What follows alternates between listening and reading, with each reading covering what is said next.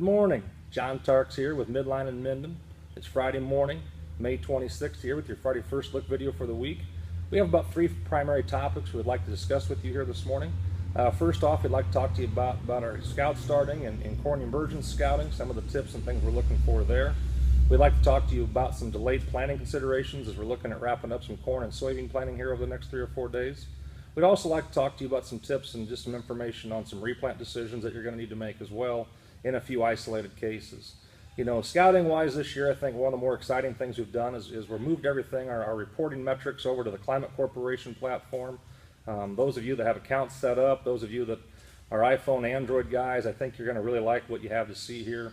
All the information that we'll get all summer long from the scouts will be reported right through that. You'll have direct access to your scouting report forms right on your phone or right on your whatever device you choose to use.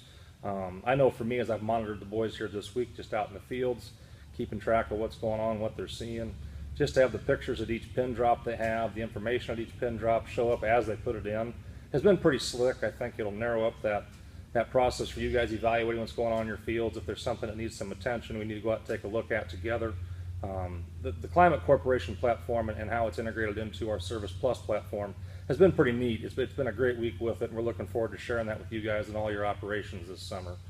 You know, corn scouting wise, we're still looking for the same things we always look for. We're out growth staging that crop. We're taking stand counts, checking planting depth.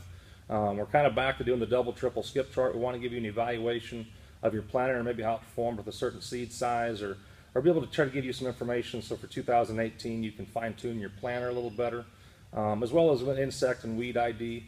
You know, I would tell you early on about the only thing I've really seen noticeable come in is that, you know, all the scare that guys had about the ambitional chill before that rain event there a couple weeks back. You know, we have kind of noticed maybe from those first couple days, maybe 500 to 1,000, 1,500 stand count could drop compared to what guys typically had on the rest of their farms from you know, corn that was planted within 24 to 48 hours of that event coming through. That's really the only thing of note we've seen so far. So we'll look forward to getting the scouts out on your acres here over the next 2 or 3 weeks and get that process going, and looking forward to getting your climate accounts, you know, organized, set up, updated in a lot of cases, and get that active on your farm operation. You know, kind of turning the page here and looking into getting the rest of this crop put in the ground. You know, we're sitting here on the 26th of May. We're looking at some delayed planting situations, you know, especially on the corn side of things. We kind of feel like that May 25th is maybe a magic date where we want to begin to consider changing relative maturity of hybrids and maybe some general tips in doing that. You know, we want to make sure moisture is not an issue for you at harvest. We want to make sure we're in the best possible situation for the planting date as far as grain fill goes. And, you know, I think some things to really consider at this point. One, if, you know, 111 to 114 makes up, you know, the vast majority of what we sell, it might be time to consider 107, 108, maybe drop 3 or 4 relative maturity dates and get something in there that moisture-wise is going to be more appropriate for you at harvest, going to be better for you at grain fill. Defensive hybrids. I mean, this thing is going to grow rapidly once you do get it in the ground, which is going to create stress within that plant. We think those defensive varieties and hybrids are going to be things you're going to want to look at. I think most key in that situation is to understand the drought and heat stress tolerance of each particular hybrid you're sticking in the ground.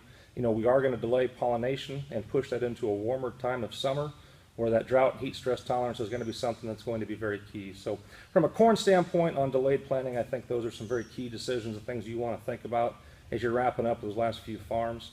You know, soybean wise, I would encourage you, it's still May, I would stay the course. Whatever your plan was, whatever you've got in place, go ahead and stick it in the ground.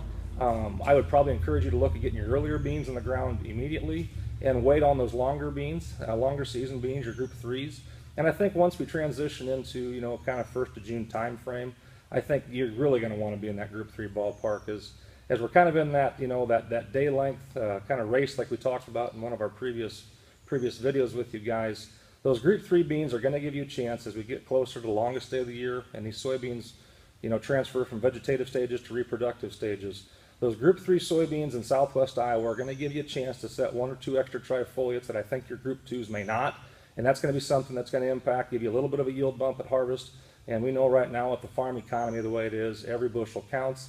I think those are just some management tips and some things that, you know, you want to consider in some delayed plant situations, corn and soybean wise.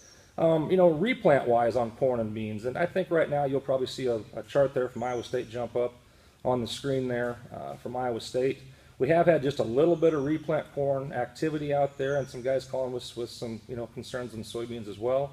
I think, as you can see here from Iowa State, this is a study done back in 2009, but it's been kind of a baseline for our decision-making process, going out and helping guys evaluate stands, based upon the date, based upon what we think we can capture from replanting. If you look at that chart there, guys, I think if we go out today, and let's use the example of you've got 20,000 emerged stands somewhat evenly placed throughout your field. If you take a look at how that compares, yield potential wise compared to a 35,000 stand, if you were to go shove that thing brand new in the ground today, I think you can see that study from Iowa State back in 2009 would demonstrate you're still better off with that 20,000 stand. I think the real question, and I do it as a farmer too, is, can you stand to look at that thing all summer?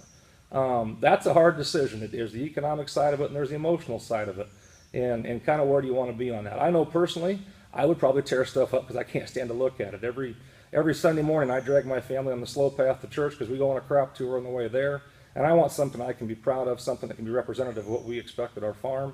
And I think a lot of you guys probably feel the same way. But from an economic side of things, you might be better off sticking with the stand you've got there. So you get in those situations, give us a call. I'll be more than happy to come out and help you evaluate your stand. Corn replant policy with DeKalb is 75% off a list. So let us know if we can help you with any way with your replant decisions on corn.